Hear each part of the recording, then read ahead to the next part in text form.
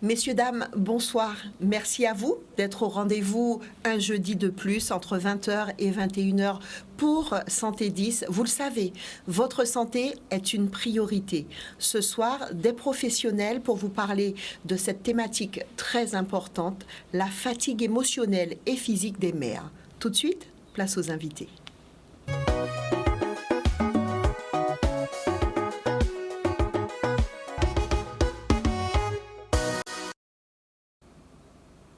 La fatigue émotionnelle et physique des mères. Nous en parlons ce soir sur le plateau, un plateau féminin ce soir, que des femmes. Nous allons dire bonsoir à Madame Vénusia Nassau. Bonsoir. Merci d'avoir répondu à notre invitation. Vous êtes maman. Vous allez nous dire tout à l'heure de combien d'enfants, quel âge ont vos enfants. Et vous allez surtout partager avec nous votre histoire. C'est très important. Merci d'avoir accepté notre invitation. Juste à côté de vous, une sage-femme. Bonsoir à Laetitia Chestier. J'ai bien prononcé ? Bonsoir Laetitia. Merci d'être là. Une sage-femme, c'est primordial pour parler de cette thématique, puisque nous devons en parler depuis la période de la grossesse, après la grossesse, et ainsi de suite. Bonsoir à Audrey Lopen. Bonsoir, Brigitte. Merci d'être là. Audrey, qui, on le rappelle, est sophrologue et naturopathe. On va saluer Madame Valérie Godefroy. Vous êtes thérapeute, maître praticien PNL. Vous nous expliquerez ce que c'est dans un court instant. Mesdames, ce soir, nous allons parler de la fatigue émotionnelle et physique des mères. Des mères, quel que soit l'âge, puisque quand on est maman, eh bien, on est maman à vie.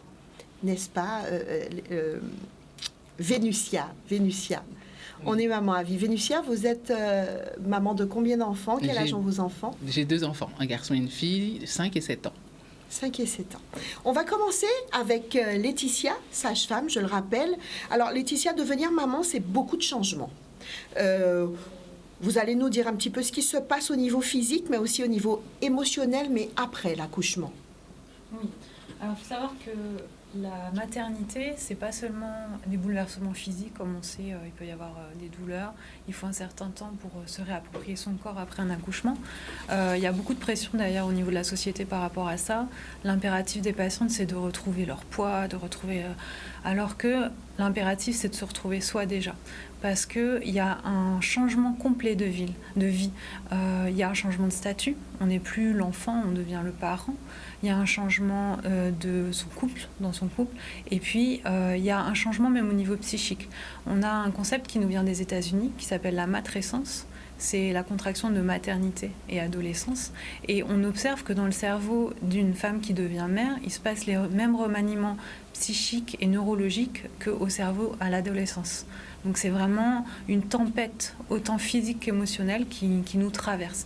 Et il faut un certain temps quand même pour se reconstruire, pour se redécouvrir. Laetitia, pourquoi est-ce si difficile?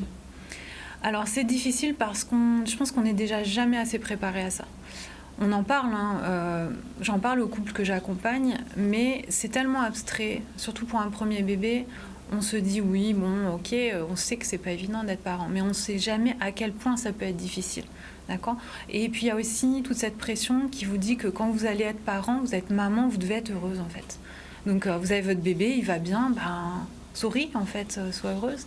Et des fois, on a son bébé, on l'aime de tout son cœur, mais on peut se sentir très mal. Et il y a ce décalage en fait entre les autres, même des fois envers son compagnon, parce que le conjoint ou la conjointe peut être dans une vision complètement différente et avoir pas du tout les mêmes chamboulements en soi. Et du coup, ça crée vraiment un décalage au sein même du couple qui peut des fois amener des tensions. Donc ça isole beaucoup la maman qui n'ose pas parler, qui n'ose pas dire que ça ne va pas, de peur d'être jugée, de peur qu'on pense qu'elle est une mauvaise mère ou qu'elle n'aime pas assez son enfant, alors que ça n'a rien à voir avec l'amour maternel. On va revenir tout à l'heure avec vous pour nous dire combien de temps ça dure en principe. C'est vrai que ça doit être sûrement au cas par cas. Ça ne doit pas être un temps pour, en général, on se sent pas mal durant un temps précis, mais peut-être en fonction de ce qu'on vit, de la personne, mais aussi pour nous dire qu'est-ce qui ne va pas, quand ça ne va pas, quand on se sent mal, qu'est-ce qu'il faut faire, à quel moment on doit tirer un petit peu l'alarme parce qu'on sent que vraiment on est en train de tomber dans quelque chose qu'il ne faut pas. On va revenir tout à l'heure avec vous sur toutes ces questions. On va se retourner vers Valérie Godefroy. Je rappelle, vous êtes thérapeute, maître praticien PNL. Est-ce que vous pouvez déjà nous expliquer, puisque tout ça c'est bien dit oui, mais expliquer aux téléspectateurs ce que ça veut dire simplement. Le fait d'être thérapeute et surtout, les deux, thérapeute, maître praticien PNL. Alors, maître praticien PNL, donc la PNL, c'est la programmation neurolinguistique. C'est en fait une technique et une école de pensée qui relie, qui crée une interaction entre le cerveau, entre le langage et entre les comportements automatiques que l'on a acquis depuis que l'on est petit, voire même avant. Donc, c'est une technique qui relie un petit peu tout ça. Être thérapeute, que l'on fasse de la PNL ou toute autre technique, c'est en fait... Quand on est thérapeute, on est un professionnel de la santé mentale, de la psyché et du comportement. Les personnes qui viennent nous consultent quand elles ont une souffrance pour laquelle elles ne trouvent pas de solution. Elles sont un petit peu enfermées dans une conception du monde qui est la leur. Et la thérapie les amène à considérer peut-être leur situation d'un point de vue différent et à mettre en place des actions pour se sentir mieux dans un délai le plus court possible. Pourquoi, Valérie, les mères consultent un thérapeute ? Alors, qu'est-ce qu'une mère? À partir de quand? Bien sûr, quand on a son enfant, on est une mère, mais on est une mère, comme vous le disiez tout à l'heure, toute sa vie. Donc moi, en cabinet, je reçois des mamans avant qu'elles aient leur enfant. Et je reçois surtout les mamans une fois que les enfants ne sont plus là. C'est-à-dire qu'ils sont partis, qu'ils ont quitté le nid, qu'ils sont partis de la Guadeloupe pour faire des études, s'installer en couple, etc. Et on part de l'état de la charge mentale qui est surdimensionnée pour une maman à l'état de « j'ai plus du tout de charge mentale, je n'ai plus rien ». Je me préoccupe plus de mon enfant. Et comme je me suis oubliée moi-même, je me retrouve dans un état de dépression, de vide abyssal qu'on a du mal à combler, en fait, quand on se retrouve sans les enfants. Quelles sont les causes de la fatigue émotionnelle des mères, en principe ? Il y a énormément de causes. La première cause, c'est ce dont je viens de vous parler, la charge mentale, la fameuse charge mentale. C'est quoi la charge mentale? C'est je pense que je dois m'occuper de tout le temps. La charge mentale, ça inclut le fait de penser que l'on doit prendre pour soi-même à sa charge toutes les préoccupations de l'enfant. Donc ça écarte un petit peu toute la famille autour, en fait, quand on subit cette charge mentale. J'ai quelques chiffres si ça vous intéresse. 91% des mères ont le sentiment de devoir penser à trop de choses depuis qu'elles sont mamans. Et plus on a d'enfants, plus la charge mentale augmente avec le temps. Une mère sur deux déclare avoir une charge mentale très importante. 83% des mères déclarent que cette charge mentale engendre de la fatigue. 56% une irritabilité et 46% de stress. La charge mentale peut amener à une dépression. Pas une déprime passagère, une dépression dans laquelle on va s'installer. Les mères consultent parce qu'elles ont ce besoin d'être soutenues, d'être comprises. Elles ont besoin d'avoir un espace de parole, un espace de liberté où elles peuvent s'exprimer et laisser libre cours à leurs émotions sans être jugées. Parce qu'il y a beaucoup de culpabilité derrière ça. Comme disait Laetitia tout à l'heure, la maman, elle doit être heureuse en fait. Mais on peut être heureuse et en même temps avoir des difficultés avec son enfant. Parce que c'est quelque chose qui nous dépasse complètement et qu'on n'a pas été préparé à ça. Après, les causes, elles sont multiples. Il y a le stress, l'absence de soutien beaucoup de la part de la famille, souvent de la part du parent, de l'autre parent. Il y a le parent, le papa qui n'est pas là. Il y a le papa qui est là, mais qui n'est pas là quand même. Le papa présent, mais absent. Et puis, il y a aussi toutes les croyances qui sont liées à la maternité. Je dois être une mère parfaite. Mon enfant doit être un enfant parfait. Le monde dans lequel je vis est parfait. Et tout ça déclenche en fait chez la maman un besoin de contrôle sur tout ce qu'elle fait. Sur elle-même, sur son comportement, sur l'enfant aussi. Et ça crée des difficultés au sein de la famille parce que maman est fatiguée, maman est dans le contrôle parce que maman a besoin de sécurité. Et donc, maman devient très exigeante vis-à-vis de l'enfant. Vous avez, en fonction de l'âge, vous avez plus souvent une tranche d'âge qu'une autre? Oui. Alors, en ce moment, rentrée oblige, j'ai beaucoup de mamans qui ont entre 45 et 55 ans et qui subissent de plein fouet ce fameux syndrome du nid vide. J'ai passé 20 ans de ma vie à me consacrer corps et âme à mon enfant ou à mes enfants. Ici, en Guadeloupe, il y a les déplacements pour aller à l'école, par exemple. Il n'y a pas tellement de transport. Donc les mamans, surtout les mamans, les papas aussi, mais les mamans emmènent les enfants à l'école. Les activités sportives, les devoirs, on fait tout en fait pour l'enfant. Et un jour, c'est vraiment du jour au lendemain, l'enfant quitte le nid, l'enfant s'en va. Et comme maman ne s'est pas occupée d'elle quand l'enfant était à ses côtés, elle se retrouve avec un vide, c'est vraiment ça le syndrome du nid vide, un vide intérieur qu'elles ne savent pas combler. Donc il y a des dépressions, il y a des mamans qui ne savent plus où elles en sont, il y a des mamans qui sont en souffrance aussi au sein du couple à cause de tout ça. Il faut rappeler, c'est très important, que la période du syndrome du nid vide intervient, c'est une période de deuil en fait, qui intervient à un moment où dans sa vie personnelle, on a tout un tas de choses, d'autres combats à mener et d'autres deuils à faire. Le deuil de la famille, de ce qu'était la famille, le deuil de sa maternité au sens propre du terme, même si les enfants sont encore là, on s'en occupe moins. Puis c'est la période autour de 50 ans où soi-même on vit sa ménopause, par exemple. C'est la période où on peut perdre un parent. C'est la période où on peut accompagner un parent qui est malade. Donc il y a énormément de bouleversements pour une femme à cet âge-là qui accentue ce syndrome de vide intérieur. On va revenir tout à l'heure, Valérie, pour expliquer en quoi une thérapie peut être utile. Audrey, on parle de sophrologie, vous êtes sophrologue naturopathe, on va d'ailleurs faire un petit rappel sur ce que c'est que la sophrologie.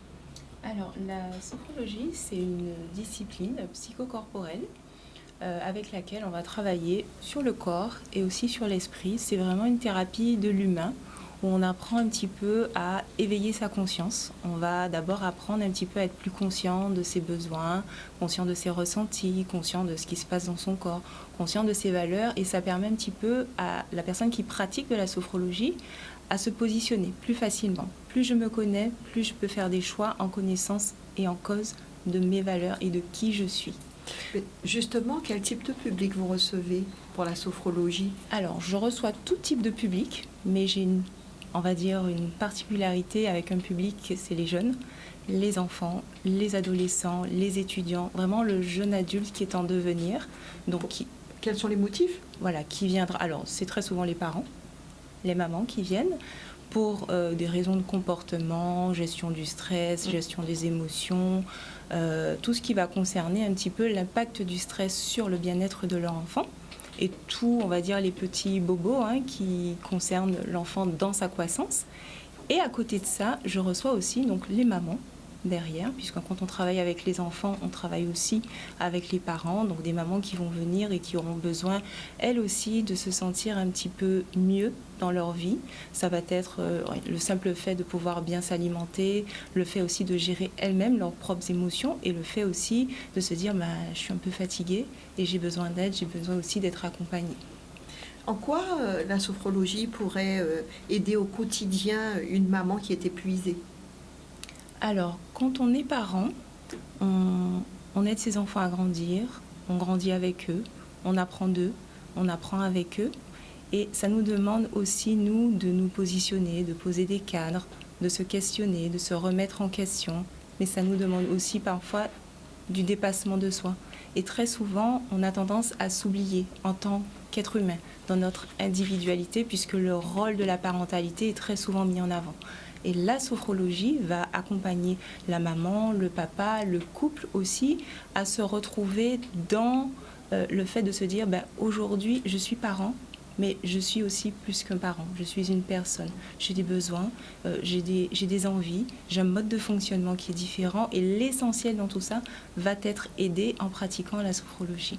Alors Marie-Cécile demande justement à partir de quel âge on peut pratiquer, on peut venir en tout cas vous voir pour les séances de sophrologie. Concernant les enfants à partir de 5 ans, on peut déjà, ça va être principalement de la sophroludique, donc c'est vraiment du développement de manière pédagogique et ludique pour les enfants. Et là, ça va jusqu'à 70 ans, 80 ans, on est vraiment sur la prise de conscience de qui je suis. On parle de de sophrologie, mais vous êtes aussi naturopathe. Exactement. Est-ce que ça veut dire que pour faire du bien à toutes ces personnes qui viennent de votre côté, eh ben, vous utilisez tout ce qui est naturel? Ça, c'est la question de Georges. Oui, alors moi, j'utilise beaucoup les techniques qui vont aussi travailler sur les émotions, c'est-à-dire principalement les huiles essentielles, donc avec l'olfactothérapie. Donc quand on travaille vraiment sur les émotions et l'impact que ça aura sur notre cerveau, ne serait-ce que pour nous sécuriser, pour nous apaiser, pour nous dynamiser. Donc ça va être l'utilisation des huiles essentielles. Et aussi la gémothérapie, qui est une autre technique avec les bourgeons des plantes, qui sont des techniques tout aussi naturelles. Alors, Madame Nassau, racontez-nous un petit peu, parce que vous avez été voir Audrey, sophrologue. Alors, à quel moment, déjà, pourquoi vous êtes allé la voir? À quel moment vous avez senti ce besoin d'aller de son côté? Qu'est-ce qui vous a poussé à y aller? Bon, je demande beaucoup de choses en même temps. En fait, j'ai envie que vous puissiez nous raconter un petit peu votre histoire par rapport à ça. Vous êtes parti, vous avez consulté, pourquoi?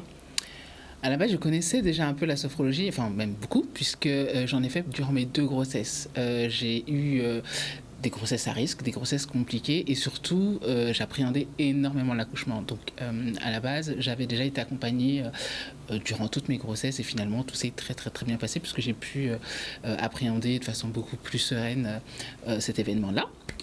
Et puis ensuite, à un moment donné dans ma vie, j'ai été sujette à nouveau à beaucoup de... Enfin, je suis de nature stressée. Enfin, j'étais, j'ai envie de dire. J'étais de nature stressée, peut-être aussi assez angoissée. Et puis, il y a eu un moment des changements, des bouleversements dans ma vie. Je devenais maman seule, je déménageais. Je m'inquiétais beaucoup, du coup, pour l'avenir de mes enfants, pour mon propre avenir. Et j'ai anticiper le fait qu'il y avait une probabilité pour que je déprime ou pour que je sois submergée ou que mes émotions me dépassent. Et j'ai repensé du coup à la sophrologie. Et je faisais de l'hypertension. Enfin, bon, beaucoup de choses m'ont amené finalement à aller rencontrer Madame Le Pen. Et au final, il y a eu un avant et un après cette rencontre-là, puisque j'ai clairement vu une grande différence. Tant dans ma façon d'appréhender le quotidien avec mes enfants. Pourtant, la réalité n'avait pas changé. Hein. J'étais toujours maman seule avec mes 2 enfants, mais avec une façon d'appréhender le quotidien beaucoup plus facile, en fait. Simplement de se dire que le quotidien est le même et on y va étape par étape, on prend une chose à la fois. Et puis, la germothérapie que j'ai découvert aussi m'a aidé. Aujourd'hui, je ne prends plus d'hypotenseur avec l'accord de mon médecin traitant. Je me sens beaucoup plus détendue. Je sais gérer des crises d'angoisse. Donc oui, il y a eu un avant et un après.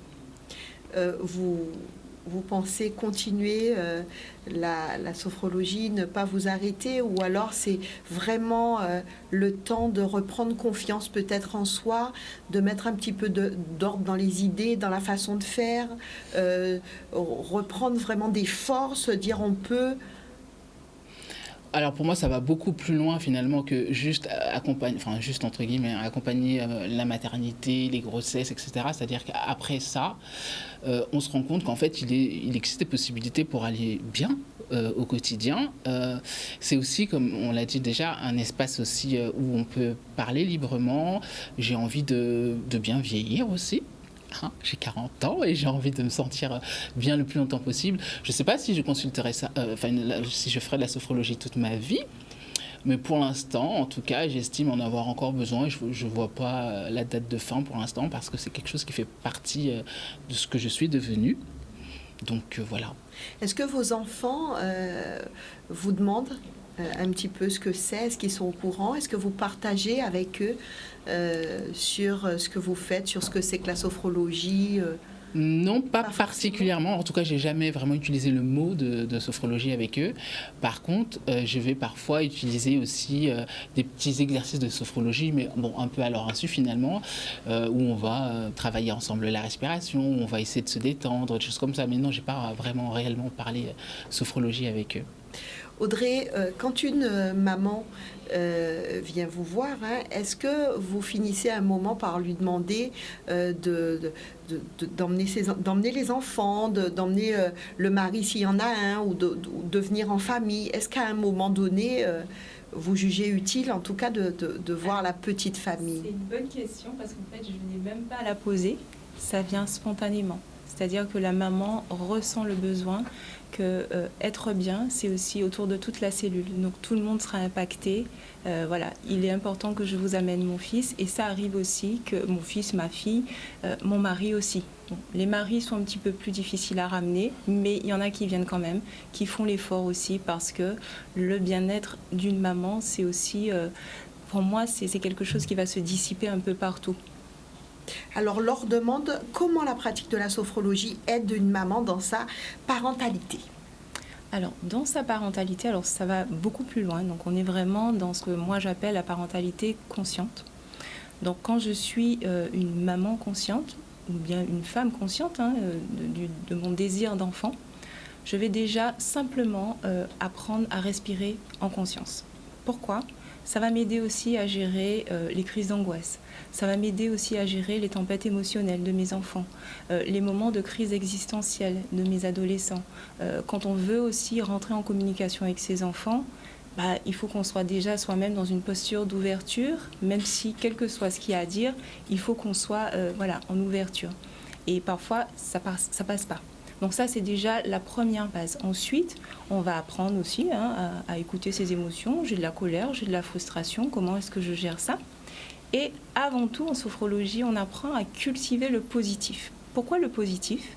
Parce que même si c'est dur, même si c'est compliqué, même si ça nous demande, il ne faut pas oublier que c'est quelque chose de merveilleux. Il ne faut pas oublier que c'est un cadeau d'être mère, d'accompagner, de se donner, d'avoir un petit être qui dépend complètement de nous. Donc, on ramène aussi le positif dans les moments où on est un petit peu inconfortable. Ensuite, dans la parentalité, ça va nous aider aussi à être dans un rapport plus compréhensif avec son enfant. Aujourd'hui, on sait que c'est difficile pour certains parents d'accepter son enfant tel qu'il est. C'est-à-dire sans avoir des attentes, de le prendre comme il est. Et ça, la sophrologie nous aide en dehors des notes, en dehors des commentaires, en dehors des jugements qu'on pourra porter sur notre enfant. Comment est-ce que je l'accueille tel qu'il est ? Ça, c'est quelque chose de très, très compliqué pour nous aujourd'hui. Et c'est vraiment... je vais découvrir aussi mes valeurs parentales. Qu'est-ce qui est important dans ma cellule familiale, dans ce que je veux transmettre. Donc, c'est cette parentalité qui va prendre naissance aussi. Mesdames, nous sommes déjà à la moitié de notre émission. Nous allons marquer une toute petite pause et revenir juste après. Pour certains d'entre vous, vous vous installez à l'instant devant votre télévision. Eh bien, sachez que ce soir, la thématique de votre émission Santé 10, la fatigue émotionnelle et physique des mères. Pour vous en parler, nous avons avec nous Madame Nasso Vénusia qui est notre témoin ce soir, qui nous parle de son histoire. Elle est maman de 2 enfants et elle, elle fait de la sophrologie. Elle va voir justement notre invitée, Madame Audrey Lopen, sophrologue naturopathe, et elle nous parle un petit peu de son expérience et de comment ça lui fait du bien. Nous avons avec nous Laetitia Chestier, qui est sage-femme, et puis Madame Valérie Godefroy, qui est thérapeute, maître praticien PNL. Je voudrais revenir avec Laetitia sur ce qu'on était en train de se dire tout à l'heure. On parlait de la grossesse, on parlait de ce moment particulier après l'accouchement, un moment qui souvent peut durer un certain temps. Justement, comment savoir combien de temps ça va durer, ce mal-être ? Alors, on ne peut jamais savoir, en fait. Alors, le mal-être en lui-même, on va parler déjà du postpartum. Le postpartum, l'après-accouchement, on dit... Alors, certains disent ça dure 9 mois, le même temps que la grossesse. Je pense qu'on peut aller beaucoup plus loin. À partir de 2 ans, aux 2 ans de l'enfant, la mère commence à pouvoir réintégrer un petit peu par exemple ses ambitions professionnelles, commencer à se détacher un petit peu de cette fusion qu'elle a avec l'enfant, accepter vraiment de retrouver vraiment sa vie d'avant. Donc le postpartum, pour moi, ça dure 2 à 3 ans. Après, le mal-être qui accompagne des fois le postpartum, il peut durer quelques mois, il peut durer beaucoup plus longtemps. Et plus il va être pris en charge tôt, et plus on a de chances qu'il soit bref. Donc c'est pour ça que c'est très tôt qu'il faut apprendre à dépister quand ça ne va pas, et puis accompagner, prendre en charge, soutenir, quoi. Justement, on a une téléspectatrice qui demande quels sont les signes qui devraient montrer que, voilà, quoi, il faut s'inquiéter, il se passe quelque chose. Alors, il peut y avoir des signes qu'on va vite banaliser. Après un accouchement, une maman qui pleure, on dit oui, mais tu es fatiguée, c'est le baby blues, c'est les hormones, etc. Mais la dépression du postpartum, ça va être quelque chose de plus profond. C'est une maman qui pleure, mais c'est une maman qui, au fond d'elle, elle sent que ça ne va pas. Si on objective un petit peu comment on se sent au fond de soi, on sent si c'est juste un petit état passager ou s'il y a quelque chose de plus profond. Il peut y avoir des problèmes au niveau de l'endormissement. Même si on a un bébé qui nous réveille plusieurs fois la nuit, on est quand même normalement capable de pouvoir s'endormir, ne pas faire de cauchemars. Si vous faites des cauchemars, si vous vous sentez vide à l'intérieur, ou on a des mamans qui vont être dans l'hypervigilance, c'est-à-dire elles vont être complètement en fusion, mais une fusion trop anxieuse en fait avec leur enfant. Il y a des mamans qui vont au contraire avoir du mal à s'occuper de leur enfant parce qu'elles vont avoir peur de mal faire, elles vont avoir peut-être des fois des visions assez horribles de ce qui peut arriver à l'enfant. Tout ça, c'est des signes d'appel. Alors quand on veut savoir un petit peu où on en est, il y a un formulaire qui s'appelle le formulaire d'Édimbourg, où c'est EPDS. Vous trouvez ça sur Internet, vous tapez formulaire EPDS, vous remplissez le questionnaire et vous calculez votre score. Donc ça vous le calcule normalement automatiquement. Si vous avez plus de 10, il faut consulter. Il faut consulter un médecin, une sage-femme qui va vous adresser, ou directement une psychologue ou un psychiatre, mais il faut consulter. Est-ce que c'est ce qu'on doit faire si ça ne va pas? Parce que c'était ma prochaine question. Si on sent que ça ne va pas, qu'est-ce qu'on doit faire? On en parle.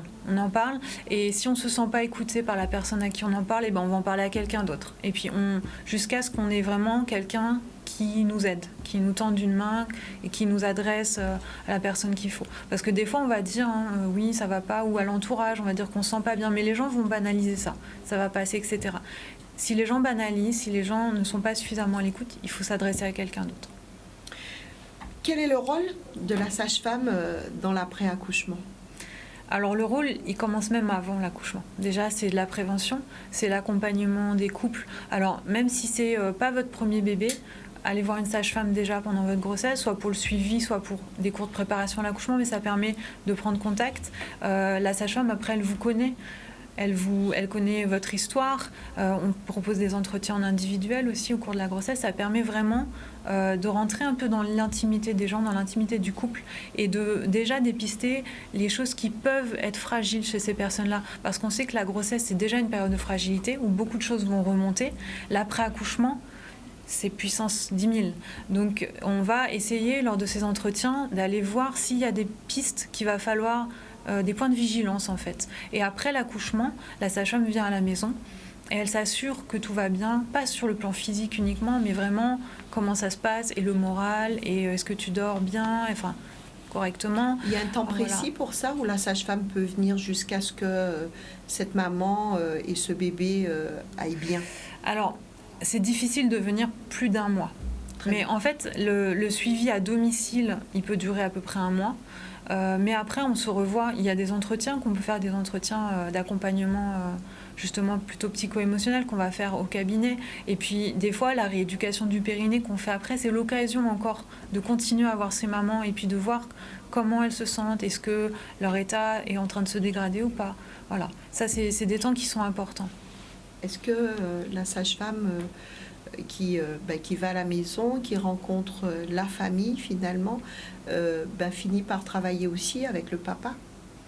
Oui, alors le papa, il a un rôle vraiment primordial. Alors le papa, l'idéal, ce serait même tout l'entourage, parce qu'avant, les familles, c'était pas un papa, une maman, il y avait toute une famille autour. Là maintenant, on se retrouve très seul, et même les couples, il faut reprendre le travail. Le papa, il a un congé paternité qui est vraiment très très court en France. La maman aussi d'ailleurs. Donc tout doit se faire très vite en fait, et on oublie qu'il faut prendre le temps, juste de poser les choses. Donc des fois, les papas, alors j'ai la chance de pouvoir faire de la préparation à l'accouchement individuel, donc ça me permet que souvent les papas viennent et ils osent beaucoup plus vraiment échanger avec moi, poser leurs questions, et j'apprends à les connaître également.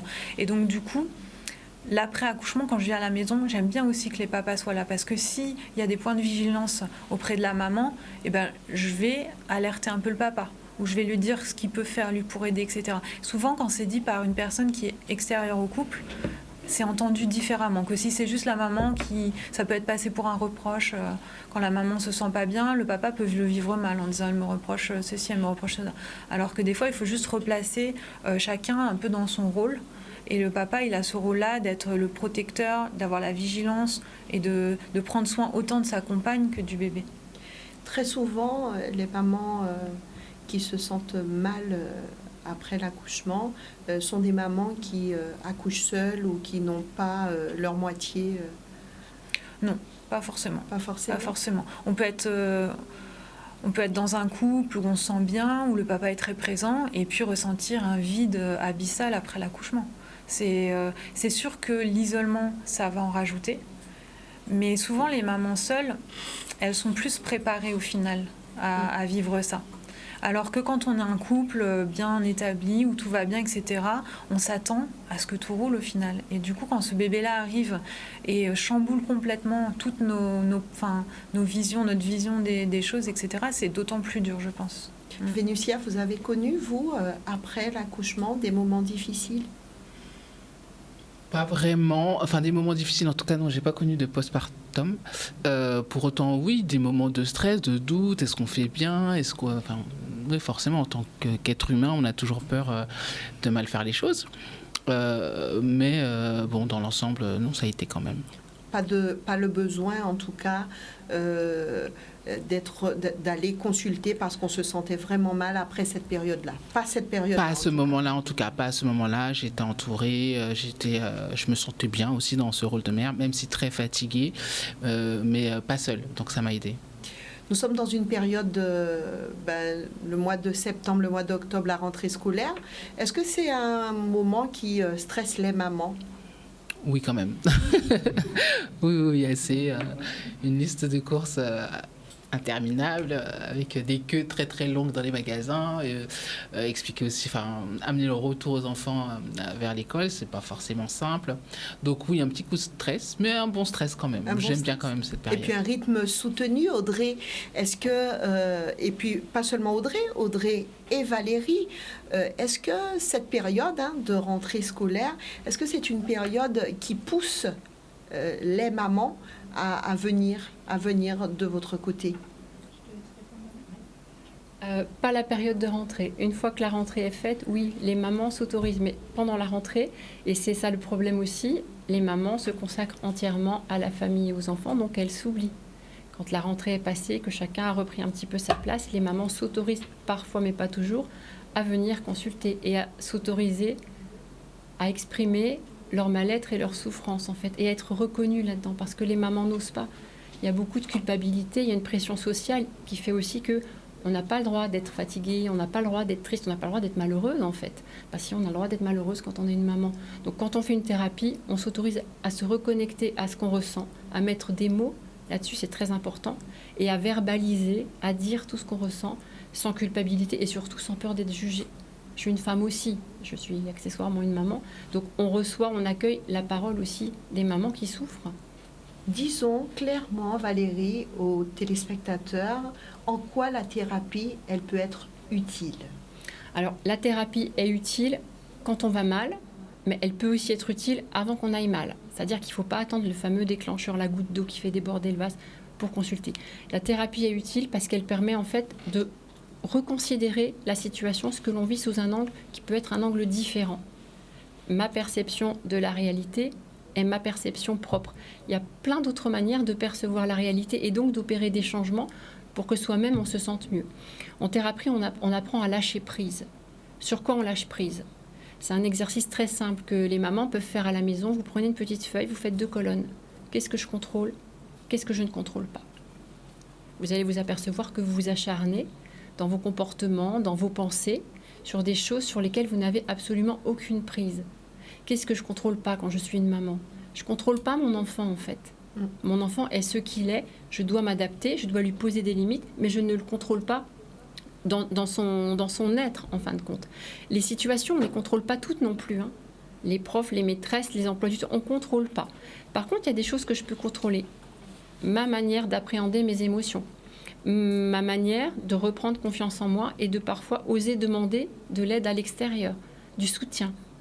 On n'ose pas demander du soutien, c'est une marque de faiblesse en fait quand on demande du soutien. Si je demande de l'aide, c'est que je suis faible. Non, on n'est pas faible. Donc on a forcément toutes dans notre entourage des personnes sur lesquelles on peut s'appuyer. Une sœur, une amie, les tatis, les grands-parents, il y a forcément quelqu'un qui peut vous aider. Et en thérapie, on apprend à retrouver un petit peu l'estime de soi. L'estime de soi, c'est être en capacité de s'affirmer, de demander, de dire oui, de dire non, là je ne pourrai pas. On apprend aussi à mieux communiquer. Si vous avez des soucis avec votre enfant, si vous êtes dans un état d'épuisement provoqué par l'enfant, vous allez dire mon enfant me fatigue, tu me fatigues, j'en ai marre, tu m'énerves. C'est pas la bonne technique. Je suis fatiguée. De quoi j'ai besoin moi en réalité? Plutôt que de dire à l'enfant tu me fatigues, je suis épuisée, j'en ai ras-le-bol, plutôt dire je me sens fatiguée, je prends la responsabilité de mes émotions. Et comme je me sens fatiguée, j'ai besoin de prendre du repos. Qu'est-ce que je fais pour prendre du repos? Je vais me coucher plus tôt, je demande le soutien de quelqu'un, je vais boire un verre avec mes copines parce que ça fait partie aussi de la vie. Et tout ça permet à la maman de considérer qu'elle n'est pas seule dans sa souffrance et l'autorise à demander de l'aide à l'extérieur. Je peux intervenir. En fait, je rejoins un petit peu le point de vue de Valérie. Et c'est vrai qu'aujourd'hui, on a ce malaise justement à s'avouer que on peut demander de l'aide, on peut se faire suivre, on peut être aidé. Et aujourd'hui, on se rend de plus en plus compte qu'une maman qui est en congruence avec ses idées, ses pensées, parce qu'il y a beaucoup de rêves qui sont éteints. Il y a beaucoup d'envies qui sont éteintes parce que, non, je dois me sacrifier à mes enfants, je dois me sacrifier à ma famille et moi, quelque part, je me mets en retrait. Et c'est ce qui vient faire tension dans le quotidien, c'est ce qui va venir générer un stress, c'est ce qui va venir générer de l'irritabilité par rapport à son conjoint, par rapport à ses enfants. Donc très souvent, en thérapie, donc en sophrologie, enfin dans le suivi même, il y a cet espace aussi qui autorise et qui permet à la femme de se dire « je peux oser prendre ma place ». En dehors du fait d'être maman, je suis avant tout un être humain. Et dans l'être humain que je suis, j'ai envie de faire des choses, j'ai envie de me positionner dans ma vie, j'ai aussi envie peut-être de faire la folle. Il y a toutes ces petites choses-là qui sont petit à petit éteintes. Et on voit certaines mamans qui, à un moment donné, arrivées à un certain âge, oui, j'ai beaucoup mis en avant mes enfants, j'ai beaucoup mis en avant la famille, et moi, je me suis mise en retrait. Et très souvent... Voilà, on met en lumière, non, vous existez, vous êtes quelqu'un et donnez-vous ce droit aussi. Valérie? Il faut absolument que les mamans apprennent à renoncer à leurs besoins de perfection. Oui. Je suis une mère parfaite, je dois être une mère parfaite. J'attends de mon enfant qu'il soit un enfant parfait. Donc j'exerce sur lui un contrôle permanent en fait, pour qu'il soit un enfant parfait, ou du moins comme je l'ai imaginé. Je renonce à mon besoin, à mon désir d'être une épouse parfaite, une collaboratrice parfaite, une sœur parfaite, une fille parfaite. À un moment donné, il y en a marre d'essayer d'être tout le temps parfaite. On n'est pas parfait. Les mamans, toutes autant qu'elles sont, elles font toutes de leur mieux. Elles font toutes de leur mieux. Faire de son mieux, ça ne veut pas dire que ce qu'on fait est parfait. Mais on fait ce que l'on peut, ce que l'on doit, en fonction de qui l'on est, au moment où on agit, en fait. Donc il faut absolument lâcher cette injonction de « il faut, je dois tout le temps ». Non, il faut, je dois rien, en fait. Je fais en fonction, beaucoup, on en parlait aussi avec Audrey, en fonction de mes ressentis. Ce que je pense être bien, souvent, c'est ça qui est bien. Si on se détache de la peur, et ça je l'ai beaucoup moi, en thérapie, la peur du jugement des autres. Que vont penser les autres? Si mon enfant est agité, si la maîtresse me convoque à l'école, si je suis en retard pour aller chercher mon enfant à l'école. Le jugement des autres nous conditionne et entretient cette forme de contrôle qu'on exerce sur tout. Et à trop vouloir contrôler, on s'épuise en fait. Et aussi ne pas oublier cette intuition profonde en tant que mère. On l'a toute. Et très souvent, on l'éteint. Parce que, voilà, il y a l'extérieur. Mais cette intuition, elle nous guide. On sait ce qu'il faut pour nos enfants. On sait aussi comment est-ce qu'on peut accompagner nos enfants en dehors, hein, comme dit Valérie, de la maîtresse, de l'enseignant, du commentaire de tati, du commentaire de mamie, de maman. C'est qui mon enfant? Et je l'accompagne comment? Avec mon intuition de mère. On a Jude qui demande, c'est quoi la différence entre le thérapeute et le psychologue? Pour moi, le psychologue, c'est quelqu'un qui a fait des études universitaires et qui a un diplôme en psychologie. Le thérapeute, en tout cas pour mon cas à moi, c'est quelqu'un qui a vécu moult choses et qui a décidé à un moment donné de sa vie de faire une reconversion professionnelle et de s'orienter vers le soin aux autres. Donc moi, c'est ce que j'ai fait. Donc je suis thérapeute. Après, il y a les psychiatres aussi qui sont plus des médecins, en fait. C'est vers eux qu'on se retourne pour les prescriptions médicales, pas seulement, mais entre autres pour ça. La thérapie, en tout cas dans ma pratique à moi, c'est un espace où on n'est pas tellement conditionné par le temps. Les psychologues, dans ma pratique, dans ce que j'observe et dans ce que l'on me dit aussi, on est un peu plus sur le chronomètre, les séances font 30-45 minutes. Moi, dans ma pratique de thérapeute, je suis complètement libre sur le temps. Donc, je dis souvent à mes patients, on arrête quand on a terminé, en fait. Donc, la parole est libre. Au bout de 45 minutes, il n'y a pas une petite cloche. Je ne dis pas que c'est le cas chez les psychologues du tout, mais il n'y a pas une cloche qui sonne pour dire on arrête. On arrête quand on a terminé. C'est une approche un petit peu différente. En tout cas, c'est la mienne. Et puis, il y a ce côté aussi où on a l'impression... Ce n'est pas une impression, où on discute avec une personne qui a du vécu et qui va sûrement agir et réagir en fonction de ce vécu-là et de ce ressenti-là. Puisqu'il y a quelque part en fait une alliance qui se crée avec la personne qu'on a en face. Nous aussi, nous sommes humains, donc on dégage aussi quelque chose, on attire aussi un certain public, un type de personnes, des personnalités qui sont différentes, mais tout cela va faire en fait cette connexion qui va faire qu'on va pouvoir accompagner la personne de la manière la plus ciblée possible. C'est vraiment une confiance et alliance qui se met en place. On a une téléspectatrice qui demandait est-ce que vous travaillez avec les enfants qui ont un handicap et plus précisément les enfants qui ont des troubles du comportement? Non. Pas des troubles du comportement, des difficultés à gérer les émotions, oui. Les troubles du comportement, non. Là, par contre, on s'oriente vers un psychologue ou un neuropsychologue. Voilà, le comportement, ça peut être tout ce qui va concerner les émotions. Voilà, comment je gère ma colère, forcément, ça va se manifester dans son comportement, mais c'est avant tout accompagner l'enfant sur le fait d'identifier sa colère, pourquoi est-ce que j'ai de la colère, quel est le besoin que j'ai derrière, et aussi accompagner les parents à ne pas forcément tout de suite punir un enfant, le mettre dans une case. Non, qu'est-ce qui se manifeste derrière cette colère? Donc ça, c'est plus par rapport au comportement. Ceci étant dit, la sophrologie, ça peut être aussi une option pour une maman d'enfants différents. Et quand, comme on l'a dit tout à l'heure, vous travaillez avec les enfants et les parents, donc forcément rencontrer l'enfant et accompagner les deux.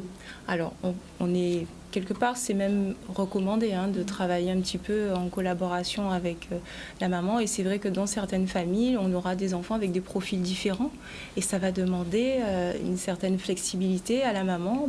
Cet enfant, je vais pouvoir communiquer avec lui de telle façon, dans son comportement, dans ses apprentissages. Donc, c'est donner aussi des pistes aux parents sur leur posture par rapport à l'enfant. J'ai plusieurs enfants, mais j'ai des personnalités différentes, des caractères différents et des fonctionnements différents. Donc tout ça aussi, c'est des choses qui sont abordées. Est-ce que, Audrey, parfois il est important que les mamans se rencontrent? Est-ce que vous avez par exemple des séances collectives pour les mamans? Alors c'est un petit bébé qui n'était pas suivi par une sage-femme, mais c'est un bébé en fait en tout cas que j'ai imaginé parce que je suis sensibilisée aussi par rapport aux femmes et je trouve que ce partage, donc mener des séances collectives à destination des femmes en projet, des femmes mamans, des femmes tout simplement aussi, hein, parce qu'on est touché un petit peu par beaucoup de choses. C'était un projet que je menais, donc oui, il y a des séances collectives. Depuis peu alors, voilà, si je comprends bien, c'est récent. Le projet est parti très récemment de mener en fait des séances collectives à destination des mamans. Et ce projet s'appelle aussi Maman éveillée, Maman sereine. Donc c'est vraiment, on pratique de la sophrologie en pleine conscience. On rentre en connexion avec sa parentalité, on rentre en connexion avec son enfant tel qu'il est et on change un petit peu sa posture. Donc ce sont des séances ouvertes à toutes les femmes, hein, mamans, celles qui sont enceintes, celles qui désirent concevoir aussi. C'est un espace de parole. On vit des séances, mais on peut aussi échanger, partager des conseils, partager nos vécus, partager nos échecs, partager aussi nos victoires. On n'est pas dans le jugement, on est simplement dans le partage. Et ça, ce sont des projets aussi qu'on essaye encore de travailler davantage avec Valérie. Vénusia, c'est quelque chose qui pourrait vous intéresser? Oui, ouais. Tout à fait. Je me sens concernée. On arrive à la fin de notre émission. Merci d'être venue. Vénusia, comment vous vous sentez aujourd'hui? Bien, je me sens beaucoup mieux qu'à une époque en tout cas. Il y a des choses qu'on continue de travailler progressivement, mais oui, je vais très bien.